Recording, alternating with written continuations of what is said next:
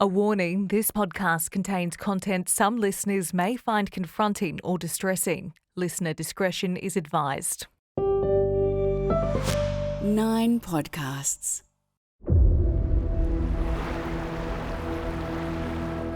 Police emergency, where do you need police? I need police right now. I'm just stabbed broken into my house. Drop me. Where are you? Alva Beach. There's 3 assailants, big blokes, males. Okay, so you said you stabbed someone? Oh yes, they've broken into my house. There's blood everywhere. I think I killed him. I was scared. Okay, I want you to calm down, okay? Is he moving? Yeah, but still going to kill me. I don't want to die. Where are the other 2? Outside on the ground. Okay, can you lock yourself in a room somewhere? I tried, but they ripped the door off.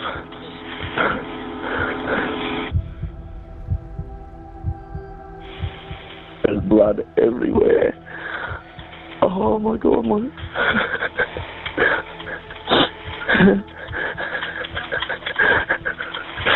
And what? Am I going to go to jail for this? Look, we're getting someone to you, okay? Do you know who they are? No, I do not know who they are. Please send someone. Is he dead? Is he definitely dead? Dean, it's the police, mate. Can you get on the ground for me? Don't move. Don't move. Is there anyone else in the house?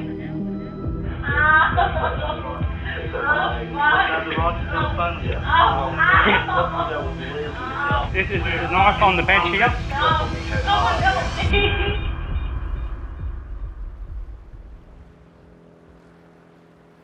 It's tough to listen to, isn't it? Personally, I've thought about those recordings on and off for years since I first heard them in a Queensland courtroom. And believe me when I tell you, they only scratch the surface. What you're going to hear in this podcast is shocking and at times baffling. I'm Adam Hegarty. I'm a reporter at 60 Minutes. Most journalists have a story they never forget. This is mine. And if you don't already, you'll understand why by the end of this episode.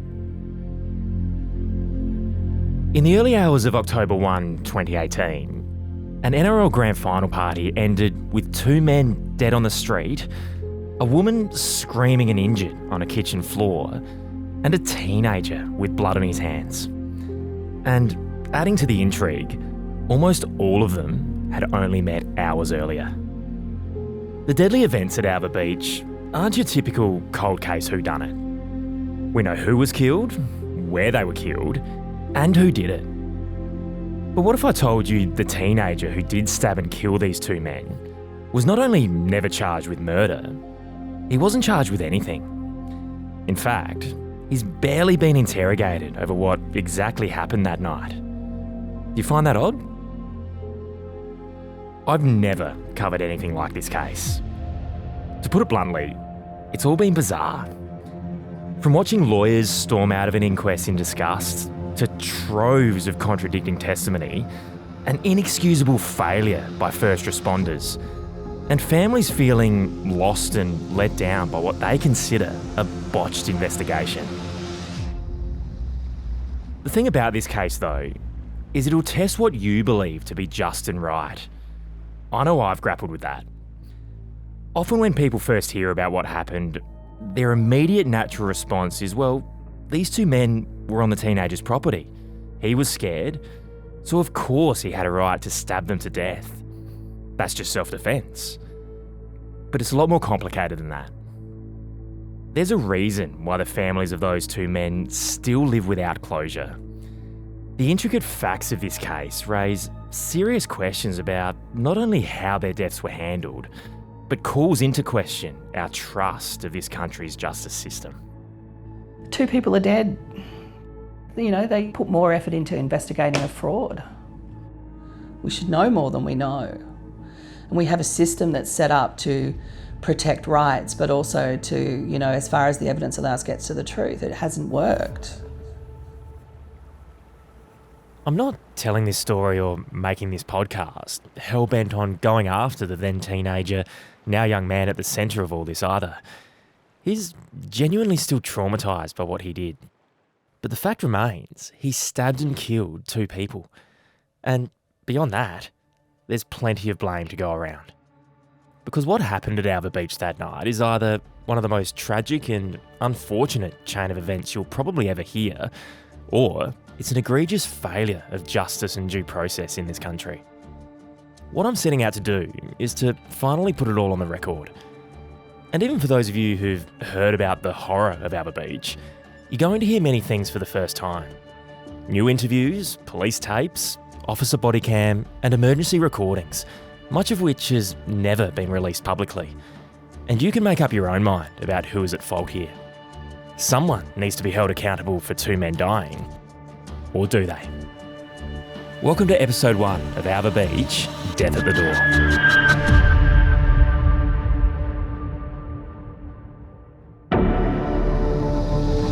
It's the footy grand final night tragedy that's haunted a nation and ripped families apart. The mystery surrounding the stabbing deaths of 2 men on a quiet street in the sleepy coastal town of Alva Beach in 2018.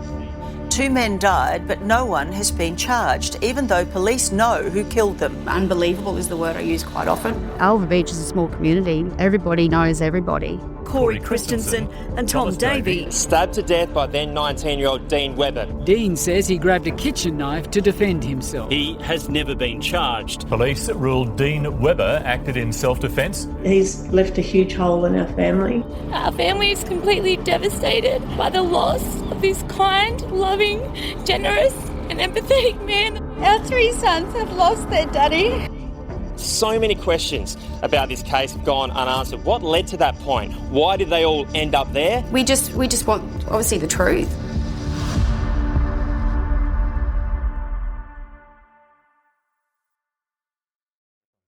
Just get your full name, who you represent, what your job is. My name's Julia Jasper. I'm a partner at Jasper Fogarty Lawyers, so we're a small boutique criminal law firm in Brisbane. And my clients are Neil and Heather Davey, well, the whole Davey family, really, in relation to the death of their son, Tom. But they're never going to... I first met Julia Jasper 5 years ago. Her passion for this case was clear then, and in the years since, it's turned into frustration. That was the first thing that struck me when I recently sat down with Julia for this investigation. I can sense the frustration. Yeah. I mean, I speak to lawyers all the time. I speak to police. We have to watch out what we say really carefully. But you're passionate, Julia. Yeah, I know. I speak to lawyers and they just say to me, no, this is what we're doing, this. But you are clearly passionate about this case and you don't need to be. My views of how the system should operate is what's fueling my outrage. But it's the influence of the Davies and... the frustration of it, and also I owe it... For some context here, this is a woman who's a criminal defence lawyer. Her bread and butter is picking apart cases like this. Only this time, she's doing it from the other side. I'm a criminal defence lawyer. My experience and expertise is representing Dean Webber. That's interesting. You know, that's what I do most of the time. It's what I do all of the time, is I represent people who are charged with the criminal offences and the most serious criminal offences. I see circumstances in which my clients have faced prosecution on cases that I would consider to be far weaker than the one that exists in relation to Dean Webber.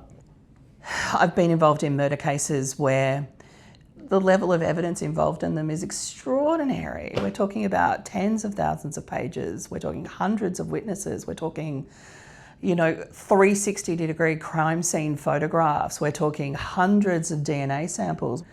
When you see the quality of the investigations that we know that QPS does routinely, it's so different from what we saw here. And so the only explanation for it was that they decided that a crime hadn't occurred. There were 2 men dead, but they decided that a crime hadn't occurred, and that's not what the police's job is. The police's job is to, now I'm getting on my high horse, the police's job is to, without bias and without making a decision about criminal liability, because their job is to compile the evidence and let someone who is appropriately qualified make an assessment in a case as complicated as this. They didn't do it. They decided it was self-defence. They conducted a limited investigation on that basis. A case like this, you think about it a lot, especially when it's been as unresolved as this one has. You would have covered many, many cases in your career. Why does this one just sit there and linger with you? Our criminal justice system is set up to, as much as it can, get to the truth. And it's not about truth, it's not about justice, it's about evidence. And the reason why this is so frustrating is that there's a lot of evidence that we feel has either been misinterpreted or ignored or not obtained in the first place, or we've been obstructed from getting to it. So we can't know what happened, and we should be able to. With modern forensic science and with as many people who were present on the night, we should have a better idea about what happened, but we just don't. And so there were so many things that we wanted to find out, is where did the system fall over? Where were the failings in the system that led to this tragic outcome? And what can everybody learn from this so it doesn't happen again?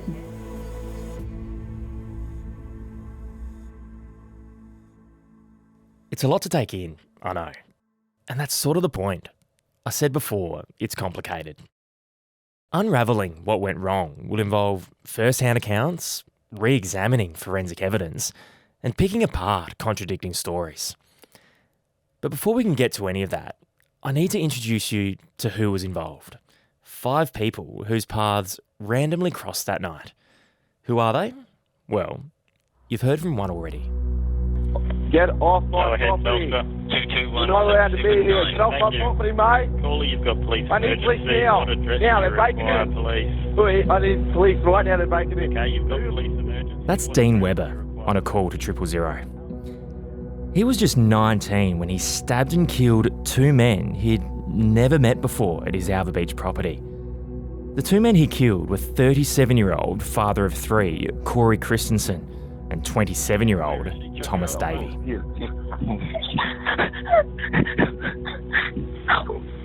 Tommy. The female voice you hear on the panicked call is Tom Davey's new girlfriend, Candice Locke. Okay, what's your name? Candice Locke with an E on the end. Yeah, Please come here now. Candice. Yeah. Who are these men? I don't know. I was in the buggy with them. She was 29 years old. It was around midnight when she knocked on Dean's door, distressed, drunk, hurt, and looking for refuge, in a way she'd later admit may have been an embellishment. It was one man in particular she was running from, Alva Beach local Louis Bengoa. We walked up from here. I don't know who went up there first. Knocking. Couldn't hear no response inside and knocking, and then Thomas said, Candice, I can see you, come out, we'll go home. I don't know if he could see her at that stage. That's Louis speaking to police.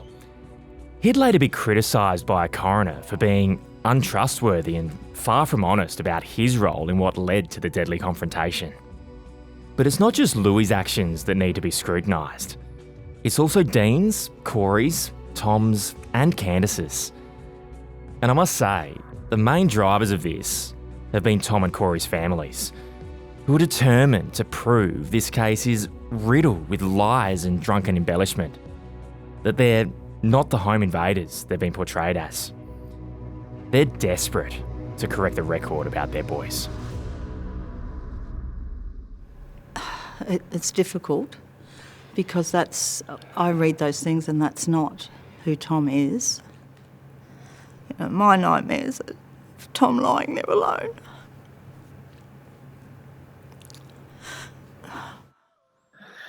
Nobody knew Corey or Tom.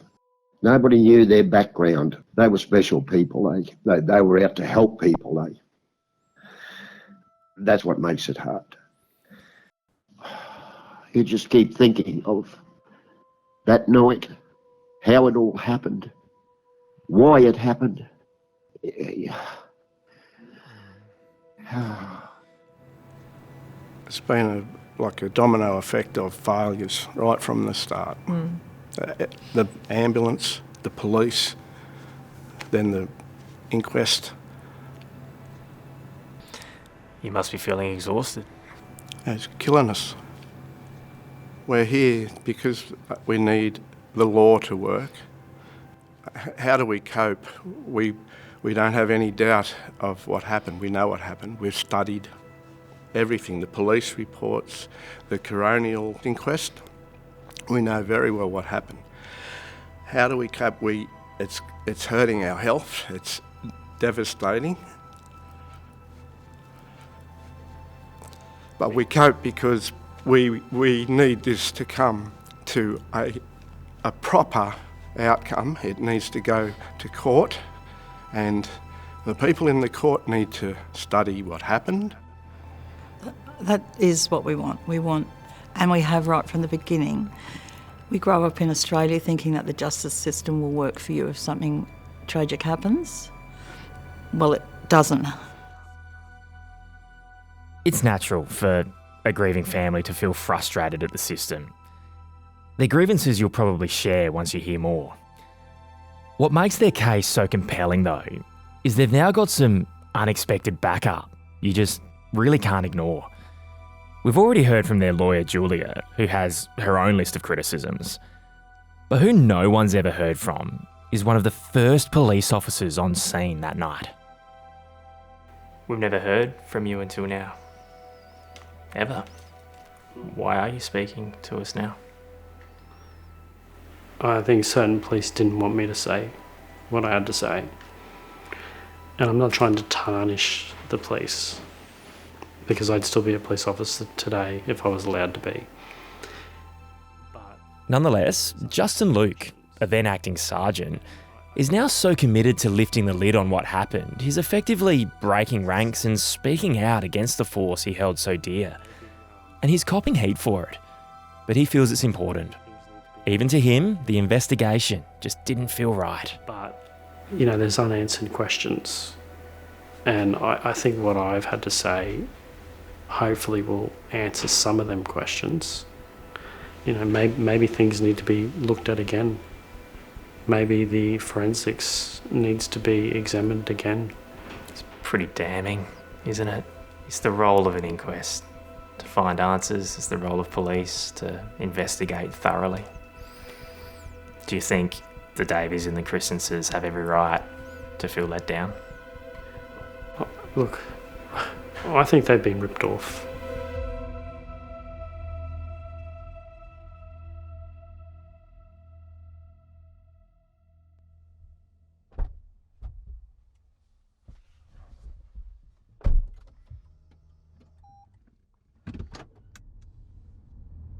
Starting route to Alva Beach. Alright, so we're about an hour and 20 minutes out from Alva Beach. We're driving there with myself, producers and the crew.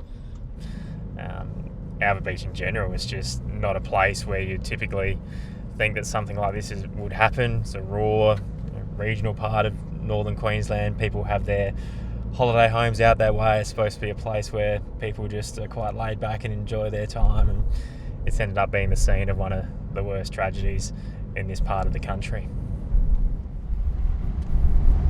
Yeah, it's got like, you know, like True Detective Season 1 kind of location vibes. Yeah. Like the cane fields and like... Yeah, totally. Okay, so we've just driven into effectively the entrance to Alva Beach now. Oh, gee, sleepy is probably the best word to describe it. I can sit here and confidently say, I don't think you've been to Alva Beach. It's about 6 residential streets. It takes about 2 minutes to drive from one end to the other. We're about 90 kilometres east of Townsville. Standing here, probably a little bit of an eerie feeling knowing that something so tragic and so dramatic happened here. It's one of those places where you'd imagine every person knows each other, but then it seems, you know, one day some strangers rolled into town and it was one of the worst days of their lives.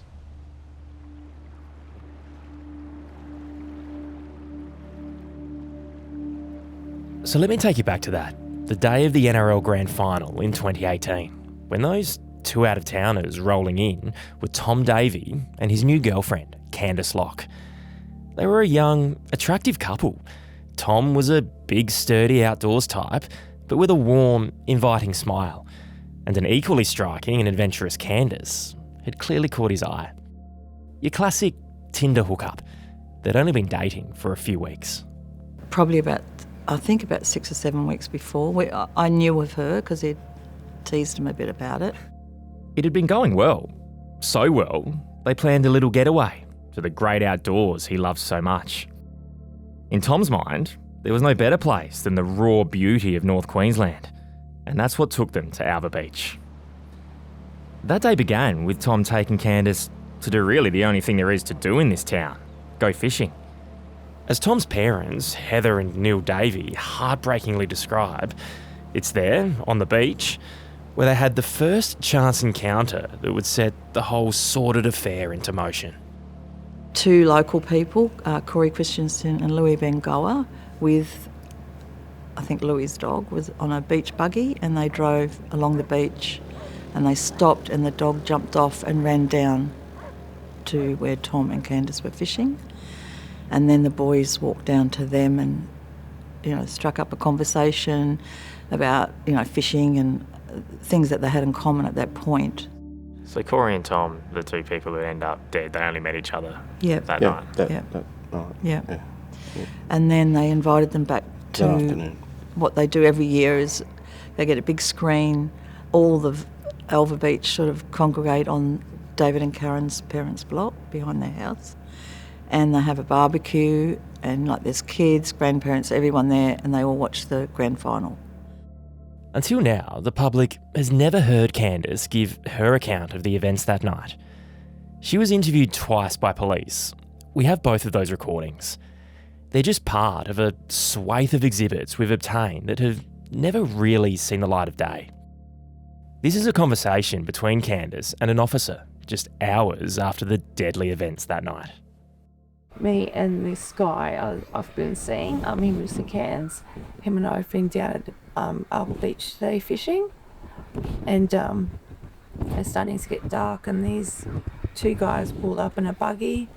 2 guys pulled up? Yep, I believe their names were Corey and Lee or Lou. We're just sort of having a yarn, having a chat, and we were talking for probably a good 15-20 minutes, and then they said, if you guys want to pop over on your way home and have a couple of drinks, we're watching the footy. And Tom, the guy I'm seeing, isn't into it, but I am, so we ended up stopping on the way home to watch some footy. There it is, it's over! The Roosters have won it! Minor premiers become major premiers. They are the champions. It was a good night for Roosters fans. But for Tom and Candice and their fledgling romance, things took a turn for the worse. Witnesses at that party have described Candice as becoming heavily intoxicated, to the point she and Tom had an argument. Tom called it a night and went to sleep in his car up the road. Tom and I had an argument. I'm not really sure what about, and he left. So sorry, Tom left? Yeah, he left.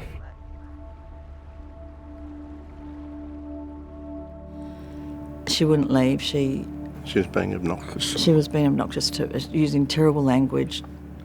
Awful. She said awful things to Tom. How do you know what was said and what was said? We've read the statements.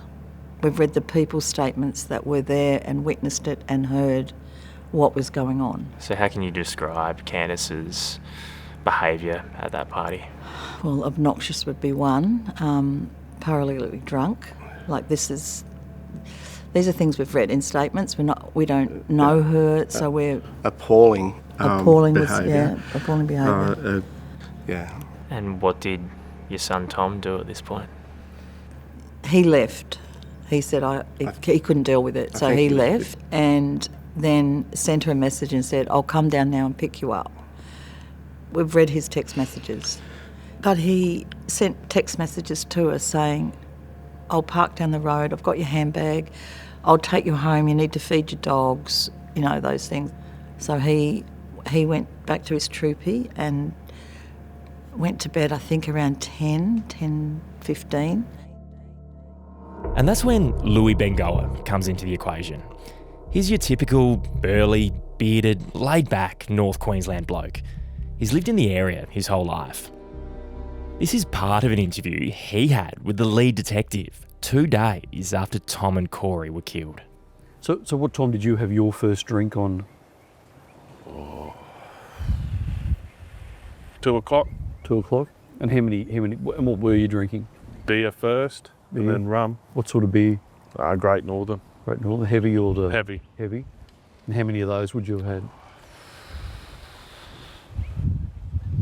10 to a dozen. 10 to a dozen. And then how many rums do you think? I never count. Never count. Many? Yeah, a few. Quite, yep. Yeah. How would you say your level of intoxication was? Pretty high. Pretty high. Yep. Okay.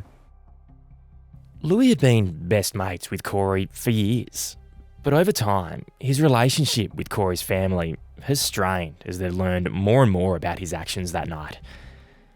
Witnesses at the party say Louis and Candice became closer as the night went on. Louis was heard describing her as Tom's friend with benefits. After Tom had left the party, frustrated at Candice, she took up an offer from Louis to go for a ride along the beach on his four-wheeler buggy, despite both having been drinking heavily. And what happened next is the subject of much conjecture, but it's ultimately what triggered the night to end so violently. Here's how Louis would later describe it when being questioned by the detective. Yeah. Did she only come off the four-wheeler on the one occasion, off the buggy on the one occasion? Yep. Right. Yeah, and I just thought, because I remember she said I hurt my arm, and I just said, just like I'd say to anyone, he'll be right. Yeah. But then she took it a bit. So at the time when she fell off, where was she seated? Can't recall if she was beside me or standing at the back, because I know she was standing through the front, like doing a Titanic sort of thing through the front of the buggy. I'd had an idea she got in the back, but I can't recall if she was beside or she was in the back and tripped out. But that was a very different account to what Candice told police. Yeah, the guys that were there, Corey and Lou, they seemed really lovely, and Lou said, if you want to get on my buggy, I can, take you back there. And anyway, we ended up on the beach. So you and... Me and Lou. Yuri, yeah. And he just suddenly got really, he was just really being a dick. And we were driving along, and I was, really concerned. I'm like, I really just want to... His driving was being silly with it, or... Oh, yeah, and just what he was just... I don't know, just his demeanour. He was really rude, and I just said, look, I really want to get back to Tom and go home. Anyway, he gave me a shove, and I actually fell off the buggy, and I think that's when I hurt my shoulder. And I was sort of angry, and he left me there. This is a really important point. Whether or not Louis did shove her off that buggy. It's a crucial detail in Candice's story that would change in the days that followed. That's something we'll come back to. So I sort of kept walking. I just was walking along the beach. I didn't have my phone at this point.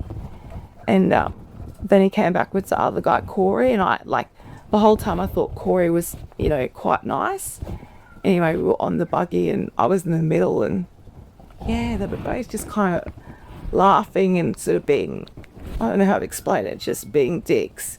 And I sort of didn't know what was going to happen, and we ended up getting back to the road, sort of towards back to... So it's the three of you? Yeah. So Lou, in the middle Corey. Of the buggy. Yep. And we sort of headed back to the road to where the houses were, and I just asked nicely, I'm like, I just get off, please.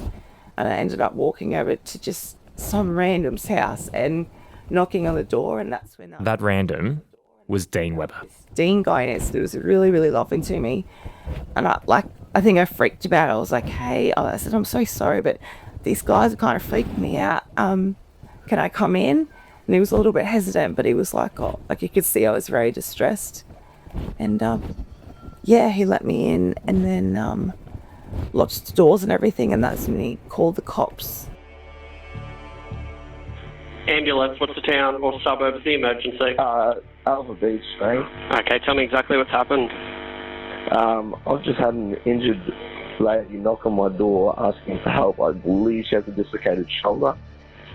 And she's just come from a buggy or whatever, and there's people waiting outside. Dean's first call to 000 went through to the ambulance call centre. It's a 12-minute call, so I won't put all of it in here, but you can hear for yourself how shocked and confused he was with what was happening. And can you blame him? It's late at night, he's home alone, he's 19, and a woman he's never met before in his life is banging on his door, crying out for help. It's 12:26 a.m. I don't know what to do here. Yeah. No, that's all right. We'll get some help there. Yeah, I've got it here. Like, yeah. You're right. Are you with her now? Yeah, I'm with her. And how old is she? How old are you? 29. All right. So you said she's come. Like, has she come off the buggy? I just need to know how it's happened. I was with some guys, and they weren't very nice. They were laughing at me, and one of them, I was in the buggy with him, and he kicked me out. So you've come out of the buggy, have you? Well, he kicked me out, and I was on the ground as he laughed, and then him and another guy came back for me, and they were laughing. Anyway, I just ran straight to this lovely guy. Yep. No, that's okay. Just try and calm down for me. I understand you've hurt yourself, but I just...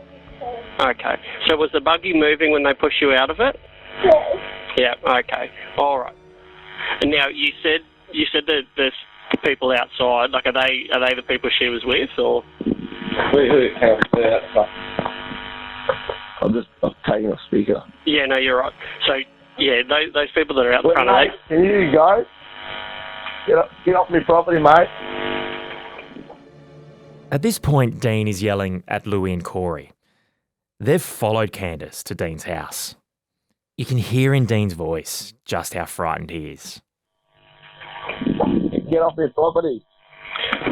Can you get off my property? All right, mate. Are you safe where you are? No, I'm not safe. No. All right. Yeah, we're getting the police as well. All right, just for your reassurance as well. So I'm going to stay on the phone with you for as long as I can. If I do need to hang up to take another call, I'll let you know. Okay. Yeah, please. I'm just concerned about everyone's safety there. It's all right now. Yeah. All right. You've done a good thing, but yeah, I want you to stay safe. No, they're all out front of his property.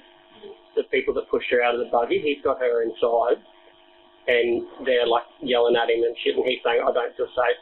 I don't feel safe. I don't feel safe. So I'm just going to stay on the phone for as long as I can, but just so you know. Mate, are you locked inside, or? Yes, I'm locked inside. Yeah, all right, good. Don't open the door for him. Yeah, unfortunately, there's not much we can do until the paramedics get there, but like I said, we're just going to get the police just to make sure everyone is safe. And if they won't move on, then we definitely need the cops there, so... Yes, please. Yeah. Pausing here for a moment, because again, this is something else we're going to come back to. Police unquestionably failed here. You'll hear several times the call operator telling Dean the paramedics won't approach the scene until police are there. To put it really simply, officers dragged their feet. And had they not, this tragedy could have been avoided.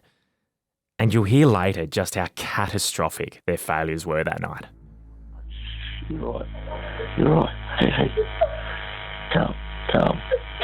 You're okay. You're okay. Don't worry about it. Just worry about your shoulder. Hey.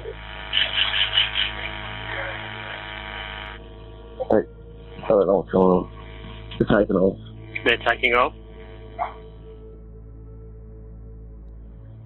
I'll just wait till the sub goes and then I'll stay there. There's someone here again.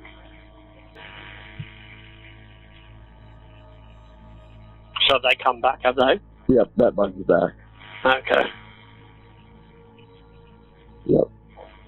All right, well, mate, look, like I said, we've sent it through to police and we're just waiting for them, and then our guys will get there shortly after. Okay, but like I said, don't open the door for anyone unless you know it's the police. Okay? Yep. I do need to hang up to take other 000s, but if anything changes in the meantime, can you please call straight back on 000? Yep. All right, mate. Okay, take care. Yeah, thank you so much. No, that's right, mate. Bye-bye. Yeah, gotcha. Louis and Corey went to find Tom sleeping in his car. We don't know what Louis told Tom, and he's never put on the record exactly what he did say. But Tom did join them, and all three went back to Dean's home looking for Candice. We found Thomas just parked up around the corner, so we got him and parked up there, and we walked around and thought obviously this would be the first place if she was to go somewhere, not knowing anyone. And we walked up from here. I don't know who went up there first. You've got to take Louis' account here with a grain of salt. He was drunk on the night, and as you'll hear later, he admits to lying about certain things. Knocking. Couldn't hear no response inside and knocking, and then Thomas said, "Candice, I can see you, come out. We'll go home." And I don't know if he could see her, and at that stage I wandered over between around 15 metres that way before that table for a pee and a smoke, and then I could hear Thomas going, "Candice, come on, I can see you." Get off my Go ahead, property. Belster. 221. You're not allowed to be here. Get off my Thank you. property, mate. Caller, you've got police I need emergency. police now. What address Now, do you they're breaking require in. police? Oi, I need police right now. They're breaking in. Okay, you've got police emergency. What address do you require police? 25 minutes after his first call to 000, Dean makes a second call. This time, he speaks to police. And your name, please? Dean, And what's happening there at the moment? I've got two blokes trying to break in, police. Do you know who they are at all? Do not know that. Do not know. You do know or you don't know? Do not know. I've got an injured woman with me. There's ambulance on the way already. Okay, so Stay there, stay there. where are they? They're 2 metres away outside my front door. And you've got no idea who they are at all? They're just trying to break No, in just the please house? send someone, please. Please, me. Because you're not allowed on my property. Get off. This is how Louis described to police what was happening outside. They'd sent Tom up to the house, presumably because they thought Candice would respond to him. Louis is adamant Tom was calling out to her. How would you describe Tom and Corey's demeanour whilst they were at the house here? Do you understand what I mean by demeanour? Like, how was their... Were they angry? At first it was quite normal, like Candice, come out, we got to go, and just Candice, and then he started knocking, and then he said he could see her. Well, I don't know if she said or she was close, I'm not sure, but I could hear him saying, "Come on, Candice, I could see you," and then he got a little bit louder and louder. And You would think, if it was Tom calling out to Candice, she would have recognised his voice and saner heads might have prevailed. Unfortunately, you can't quite make it out on the 000 call, so we really don't know for sure who was calling out or what was being said. Contrary to what Louis says, Dean claims they were threats, and at some point, before or during this call, he's armed himself with a kitchen knife. Mate, doesn't have to be anything wrong. I don't want you on my property. Get off.